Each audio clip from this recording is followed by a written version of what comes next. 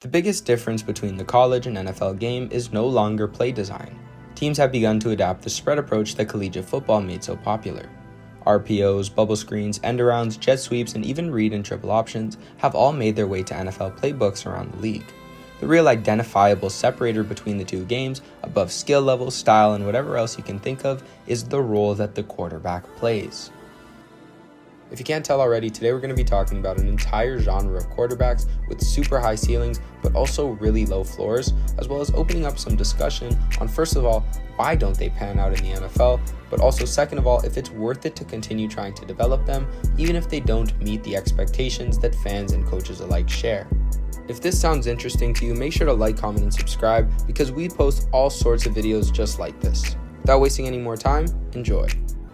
Traditionally, many people see the old-school NFL quarterback role as a pocket passer that audibles under center about 1,000 times before they finally call a play, then conditioning their way up the field. Even from a traditional perspective, there were always gunslingers in the league, players that were fine to launch the ball deep even if it meant being picked off. And while the Mahomes archetype of being an improviser currently flourishes as QBs are now capable of extending plays with their feet and rolling out of the pocket, the same could be applied about college quarterbacks since pretty much forever.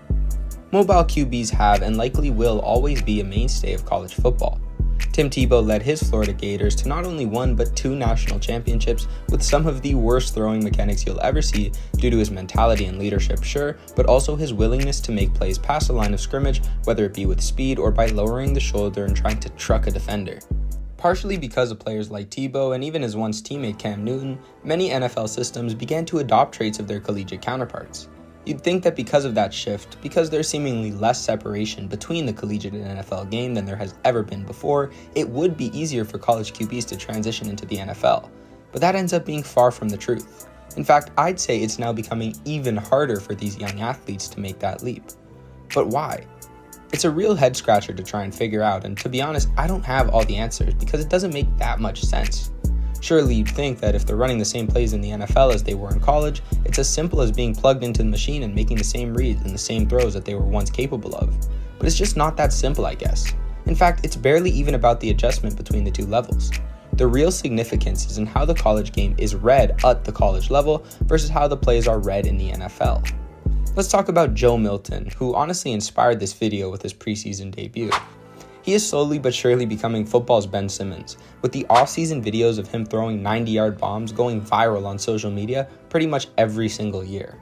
Look, if there's one thing you can say about this guy, he has all the arm talent in the world, and all of those clips of him cannoning the ball gave people a lot of hope about his future as an NFL quarterback, especially when you combine that with his elite athleticism. But if there's one thing for certain after the other night, Milton is still quite a bit far away from what fans expect. I do think that the Cowboys could have schemed up a lot more for his strengths the other night, and I am by no means a hater. Milton's great throwing off platform, and we really didn't get to see him do that at all. He's never going to be a pocket passer, probably ever, so in some sense it doesn't really make sense to try and play him as if he was one. So the question starts to become, why was he so ineffective last night? At 26 years old, fans love to talk about how high his ceiling is, but it's about time that we recognize the floor that Milton and many prospects like him have. There's a genre of quarterbacks that I'm talking about, with the highest ceilings and the potential that everyone raves about, but a floor so low it lands most of them in the CFL after many failed attempts with teams that fall for the mirage and give them the nod. So what actually happens? Some people say the offense is too complicated, but in Indianapolis it's about as simple of a system as you can get. Anthony Richardson, by the way, who we are still believers in, struggles. Part of Anthony's problem is that he throws to the receiver, not to the spot where they're supposed to be. There's no point making that more complicated than it actually is. Richardson just kind of struggles actually reading a defense and which spot of the field is open. Instead, he's used to reading his receiver, and when his receiver may or may not be open, that's when he starts to struggle with interceptions and incompletions, despite being in such a simple 1 or 2 read offense. This can apply to most college QBs. They might be able to seemingly ID blitzers, shift protection, and even audible plays fine, but that's because they aren't reading defenses in their entirety.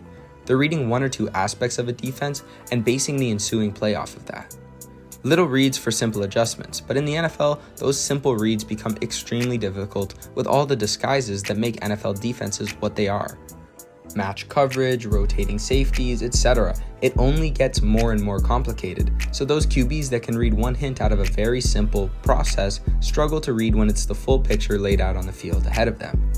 So where does that leave coaches and GMs when it comes to decision making? What are you to do when a QB as gifted as Anthony Richardson, Justin Fields, Joe Milton, whoever it may be, just doesn't live up to the ceiling that you really drafted them for?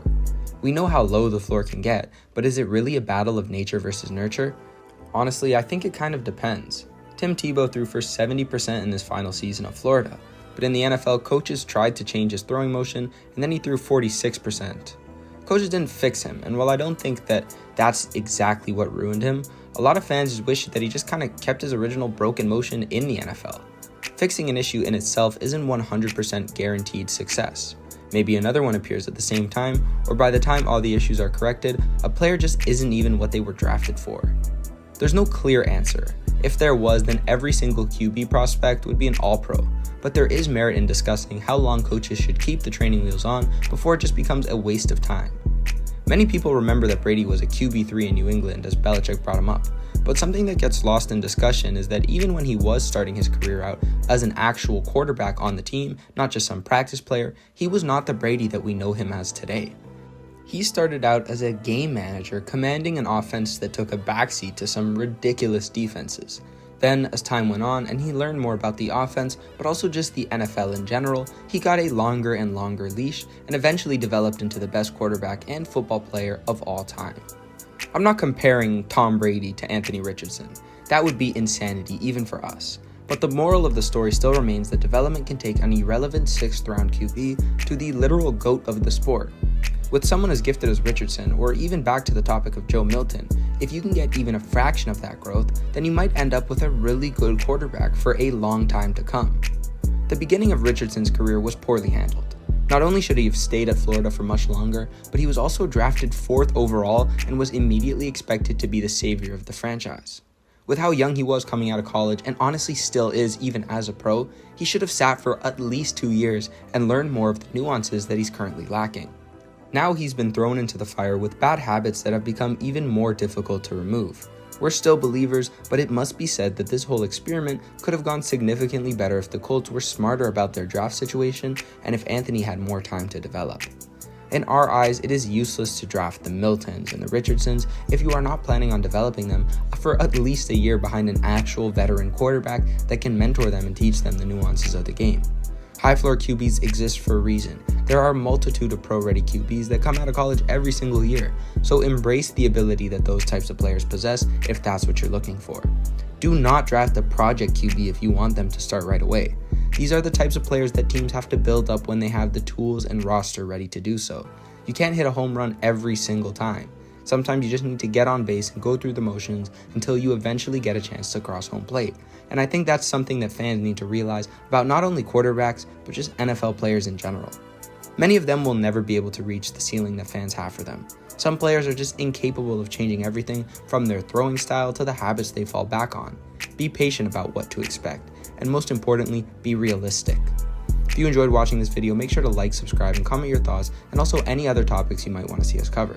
We post shorts and long-form videos, so your support means the world to keep us going on this journey. Thank you for tuning in to DNA Sports, and we'll see you all in the next one.